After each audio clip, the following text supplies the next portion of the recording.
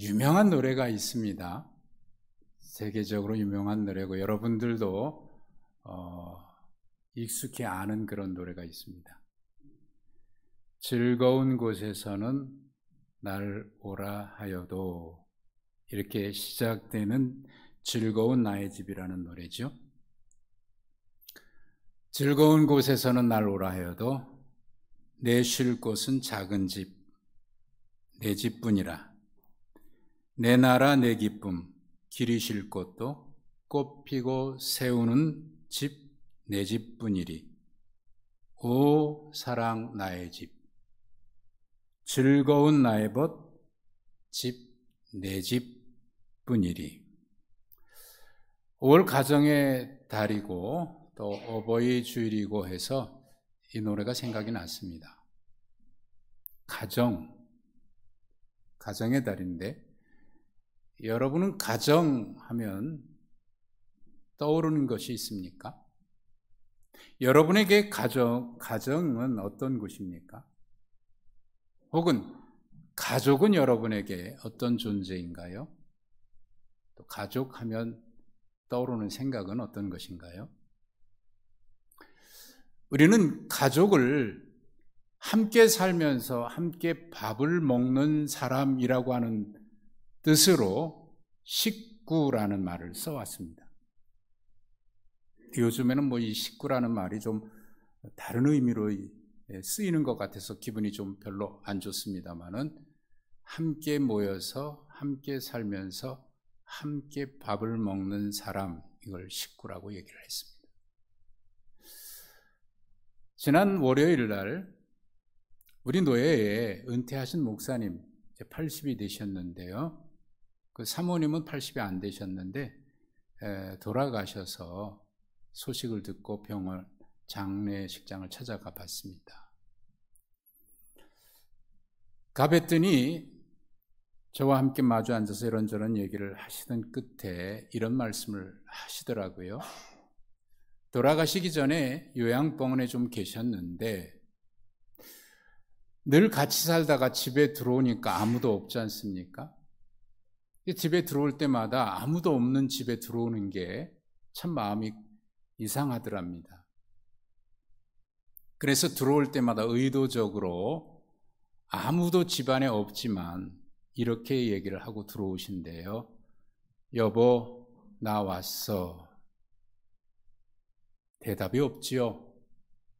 아무도 없기 때문입니다. 그래도 빈 집에 들어오는 게, 그래서 여보, 나 왔어.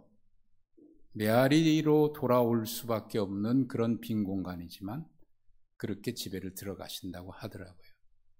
그런데 그마저도 사모님이 돌아가셔서 이제 혼자가 되시니까 이런 말씀을 하시더라고요. 제일 그리운 게 밥 친구라고 얘기를 하더라고요. 함께 밥을 먹어줄 사람이 없어서 나 혼자 먹겠다고 밥을 차리는 것도 그렇고, 또 어디 가서도 밥을 함께 먹을 사람이 없어서 그게 제일 외롭다고. 그래서 그 옆에 문상 오신 분이 계신데 헬스장에서 만난 이웃이라고 하더라고요. 그러면서 얘기하기를 앞으로 나에게 밥 친구가 되게 되어달라고. 밥은 내가 살 테니까 밥 친구가 되어달라고.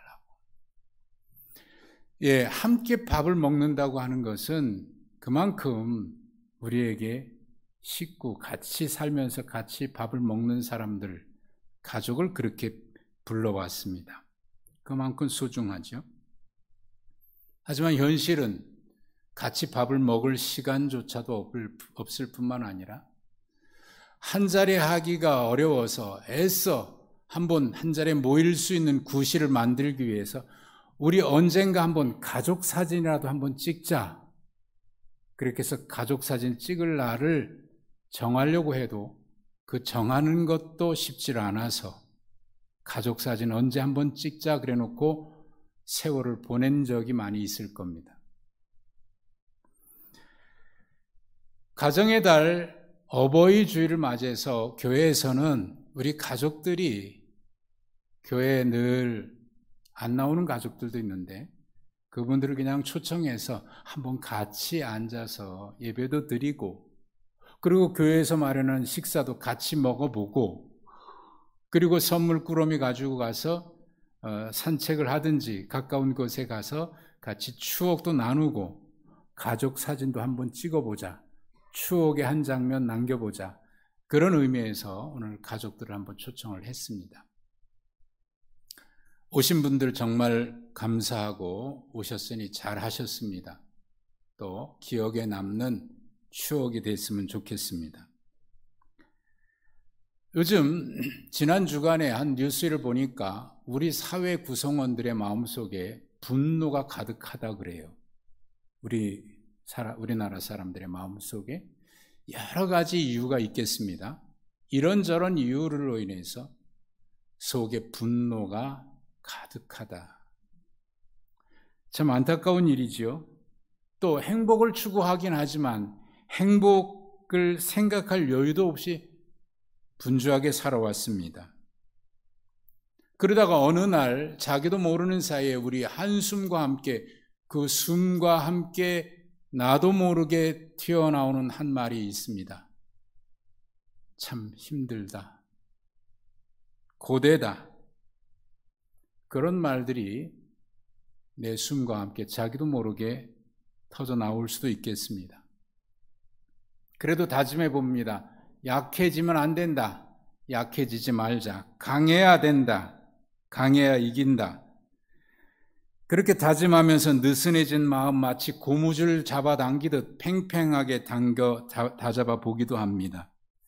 그렇듯 우리의 삶은 끊어지기 직전의 고무줄처럼 매일매일이 긴장의 연속이지요. 바울 사도는 그런 고백을 했습니다. 약할 때 그때가 곧 강함이다 라는 고백을 했습니다. 아마 그의 머릿속에서 만들어낸 이야기는 아닐 겁니다. 광야와 같은 삶을 살아보니까 그 삶의 현장에서 그 삶을 살아보면서 자연스럽게 그의 삶을 통해서 빚어진 그런 표현일 거라 생각이 듭니다. 아마 저를 비롯해서 이 자리에 계신 모든 분들도 부인할 수 없을 겁니다. 삶이 내 마음대로 안 된다. 마음먹은 대로 되지 않는다. 모두가 인정하지요. 그래서 그것을 인정하고 스스로의 연약함을 받아들일 때 하나님의 은혜가 언젠가 우리의 삶에 스며들었다는 사실을 우리는 부인하지 못합니다. 곰곰이 생각해 보면 하나님의 은혜는 우리의 삶 속에 언제나 흘러왔습니다. 당연히 여기고 지나온 삶들을 돌아보면 언제나 그 자리에는 하나님의 은혜가 강물처럼 고여 있었습니다. 어려운 일이 없었던 건 아닙니다. 힘든 일이 없었기 때문도 아닙니다. 봄이 올 것 같지 않았고 차디찬 겨울이 갈 것 같지 않았지만 어느샌가 봄바람이 불어서 움이 돋고 꽃이 피어나듯이 우리에게는 따뜻한 가정이 있었고 그때마다 항상 우리와 함께 계시고 동행하시는 하나님의 은혜와 사랑이 있었기 때문입니다. 문득 우리의 발걸음을 좀 멈추고 살아온 날들을 감사함으로 돌아볼 시간이 필요한 것 같습니다. 삶의 속도를 늦추고 한번 바라보지 못했던 가족의 얼굴을 좀 바라보면서 그리고 그들의 삶을 바라보면서 앞으로 어떻게 살아야 할지 돌아볼 수 있는 잠시의 삶의 멈춤의 시간이 필요하겠습니다. 오늘 그런 시간이 됐으면 좋겠습니다. 아마 모두가 부인하지 못하는 인생의 비유가 있습니다. 인생은 나그네다. 누구도 부인하지 못하는 인생의 비유입니다. 우리의 삶의 최종 목적지가 이 세상이 아니라는 말이겠죠. 그리고 우리가 도달해야 될 인생의 최종 목적지가 있음을 전제하는 그런 고백이겠죠? 그런 의미에서 인생은 순례자입니다. 아직 목적지에 도달하지 못했지만 우리는 그 나그네 길을 걸어가고 있는 순례자입니다. 최종 목적지에 도달하지 못했지만 우리의 한 걸음 한 걸음은 이미 그 목적지와 연결된 그 길에 이미 들어서 있는 겁니다. 이미 들어서 있지만 아직 도착하지 못했죠. 그래서 신학에서는 인생을 이렇게 표현합니다. 이미와 아직 사이에 서 있는 존재가 우리의 삶이다. 이미 우리는 영원한 순례의 길에 들어서 있고 영원한 종착점을 향해서 걸어가는 그 길에 들어서 있고 그러나 아직 최종 목적지에 도달하지 못했다는 의미입니다. 하나님의 나라는 우리가 도달해야 될 최종 목적지이지만 동시에 지금 우리의 삶의 현장에서 맛보아야 할 현실이기도 합니다. 그런 의미에서 우리는 모두 하나님 나라를 향해서 걸어가는 순례자들입니다. 어떤 분은 믿음을 이렇게 표현을 했더라고요. 믿음은 인간의 본래 자리로 돌아가는 것이다. 그런 표현을 썼습니다. 인간의 본래 자리로 돌아가는 것, 무슨 의미일까요? 인간은 하나님의 형상을 따라 지음받은 존재입니다. 어쩌다가 이 땅에 떨어진 것이 아니고 어쩌다가 무엇을 담은 존재가 아니라 하나님의 형상을 따라 지음받은 존재, 이것이 인간입니다. 그래서 그 본래의 자리, 하나님의 자리로, 하나님과의 관계로 돌아가는 것, 그것이 믿음이라고 얘기한 것입니다. 그래서 성경은 계속해서 하나님께로 돌아가자라는 말을 반복하고 있습니다. 하나님의 은혜의 자리, 하나님의 축복의 자리, 하나님의 형상을 닮은 하나님의 자녀로 하나님과의 관계의 자리로 돌아가는 것, 그 본래의 자리로 돌아가는 것이 믿음이다. 그런 의미입니다.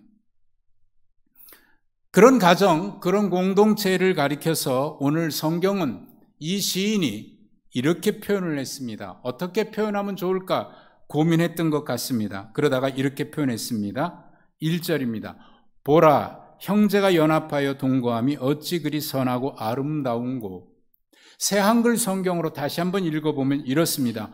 보세요, 얼마나 좋고 얼마나 사랑스러운가요? 형제 자매가 함께 사는 것이 라고 번역이 되어 있습니다. 그리고 이 시인이 그 아름다운 장면을 곰곰이 생각하던 끝에 그의 머릿속에 스쳐 지나가는 두 가지의 장면이 있었습니다. 하나는 좋은 기름이 머리 위에부터 흘러내리기 시작해서 수염을 타고 내려와 옷깃을, 아론의 옷깃을 적시는 그런 장면이 그의 머릿속에 떠올랐습니다. 여기서 말하는 아론은 구약의 최초의 제사장입니다. 하나님은 제사장을 세우면서 네가 할 일은 이 백성들을 축복하는 것이다. 이렇게 축복해라. 축복의 내용까지 구체적으로 하나님은 그 제사장 아론에게 말씀해 주셨는데 그 내용은 이렇습니다. 여호와는 내게 복을 주시고 너를 지키시기를 원하고 여호와는 그의 얼굴을 내게 비추사 은혜 베푸시기를 원하며 여호와는 그 얼굴을 내게로 향하여 드사 평강 주시기를 원하노라. 너는 백성들에게 이렇게 축복하라. 그러면 내가 그 백성들에게 복을 내려주겠다라는 말씀과 함께 제사장을 세웠고 세울 때 머리에 기름을 부으셨습니다. 그 기름이 머리에 부었는데 수염을 타고 내려가기 시작합니다. 그리고 그 타고 내려간 수염은 그가 입고 있는 제사장 의복을 다 적시면서 발끝까지 흘러내리는 거예요. 이 시인은 그 장면을 떠올리면서 아하, 이것이 하나님 앞에 본래 자리로 돌아간 자들에게 주시는 하나님의 은혜의 복이구나. 그렇게 떠올렸던 겁니다. 동시에 또 한 가지가 떠올랐는데 그게 3절의 말씀입니다. 헐몬의 이슬이 시온의 산들의 내림과 같다라고 얘기를 했습니다.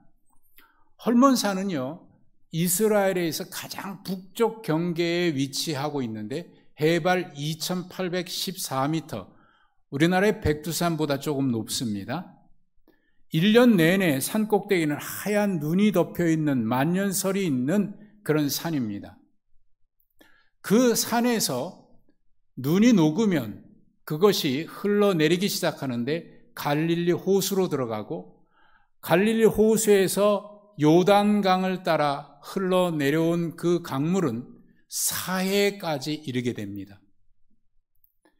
그 헐몬산에 눈이 녹을 때 그 눈이 물이 증발해서 새벽에는 이슬처럼 내리게 되는데, 광야의 식물들은 그 이슬 맺힌 물을 통해서 생존해 왔습니다.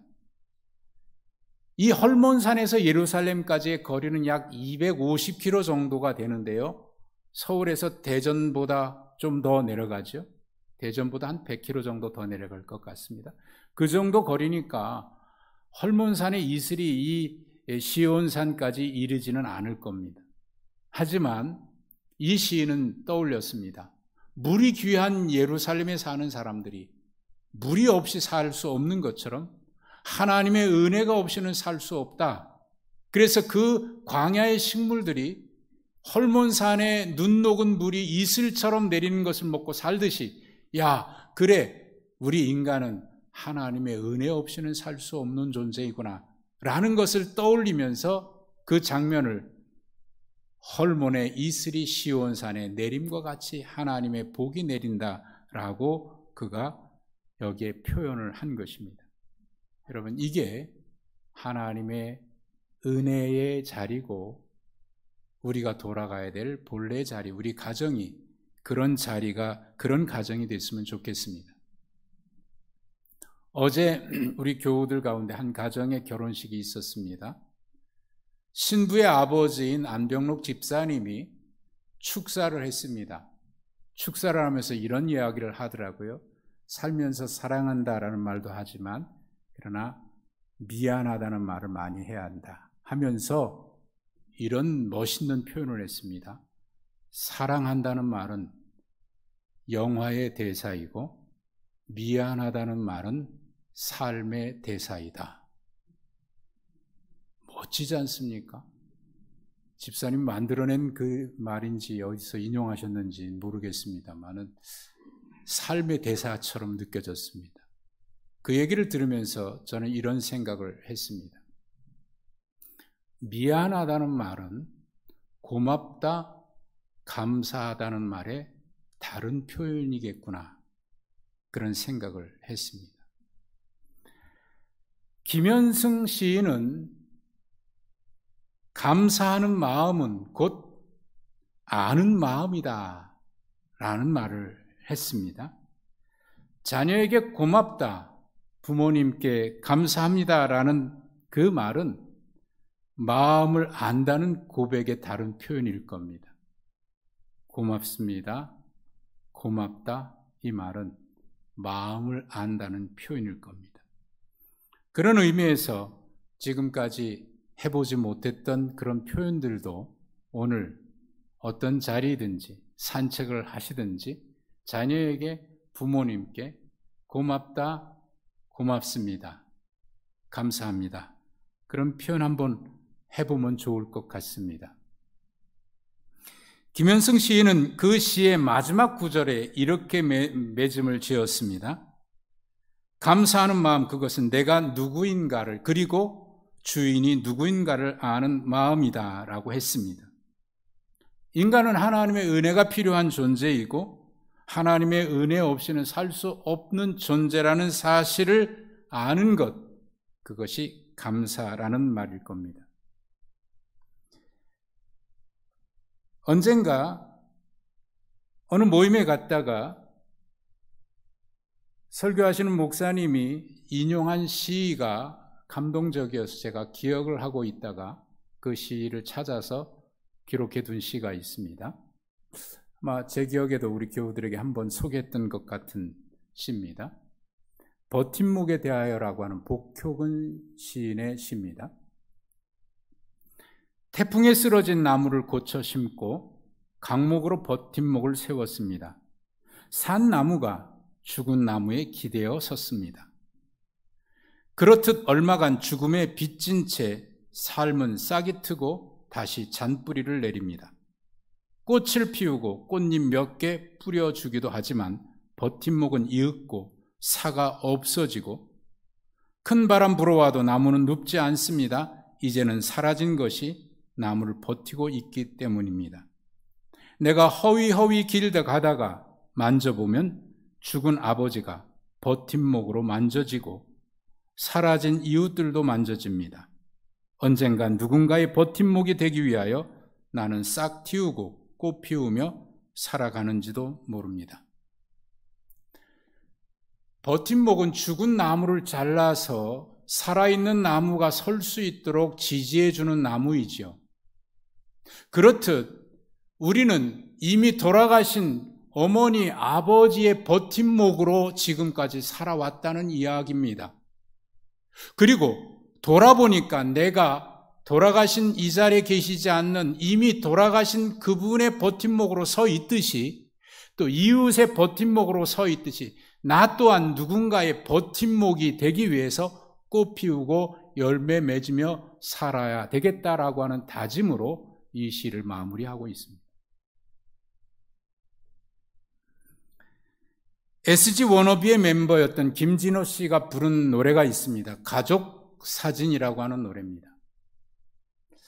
영상으로 보여드리고 싶었는데 지금 우리 예배 실황이 생중계로 유튜브로 나가고 있는 까닭에 그 영상을 틀면 저작권 때문에 즉시 영상이 차단됩니다. 그래서 그렇게 하지 못해서 제가 노래를 불러드릴까도 생각을 해봤습니다. 그런데 제가 그분처럼 잘 부를 자신이 없어서 가사로 대신 하겠습니다. 바쁘게 살아온 당신의 젊음에 의미를 더해줄 아기가 생기고 그날에 찍었던 가족 사진 속에 설레는 웃음은 빛발에 가지만 어른이 되어서 현실에 던져진 나는 철이 없는 아들이 되어서 이곳저곳에서 깨지고 또 일어서다 외로운 어느 날 꺼내본 가족 사진 속 아빠를 닮아있네. 내 젊음 어느새 기울어 갈 때쯤 그제야 보이는 당신의 날들이 가족 사진 속에 미소 띈 젊은 우리 엄마. 꽃 피던 시절은 나에게 다시 돌아와서 나를 꽃 피우기 위해 걸음이 되어버렸던 그을린 그 시간들을 내가 깨끗이 모아서 당신의 웃음꽃 피우길. 지난 4월 초에 부흥회를 하면서 영락교회 김은성 목사님 오셨는데 제 방에서 이런저런 대화를 나누다가 우리 부모님 영락교회 묘지에 묻혀 계시는 이야기를 했더니 사망자 명부 인터넷으로 교적부를 찾아서 제 아버지와 어머니의 사진을 제게 보여주셨습니다. 보는 순간 정말 제가 제 사진을 보는 것처럼 아버지를 닮아 있었습니다. 순간 스쳐가는 생각이 있었습니다. 아버지와 어머니의 사진을 내가 언제적 보았었나? 돌아가신 이후에 사진을 들춰본 적이 언제였던가 생각이 나질 않았습니다. 그걸 보면서 여러 감정이 교차됨을 느꼈습니다. 오늘 이 자리에 오신 여러분들, 사진관 스튜디오처럼 잘 차려진 포토존은 아니지만 여러분 추억의 한 장면 남겨두시면 살다 지치고 힘들어 어느 날 외로운 그날 언제 찍었던 사진인지 기억해 보면서 그 사진 속의 얼굴들을 보면 힘을 얻고, 그래, 내가 이 힘으로 살아왔지, 다시 일어서자, 그런 버팀목으로 새로운 힘이 나지 않을까 싶습니다. 오늘 그 추억의 한 장면, 천국까지 걸어가는 우리 순례의 길에 길이 남을 추억의 한 장면 남기는 오늘 하루가 되시기를 간절히 소망해 봅니다.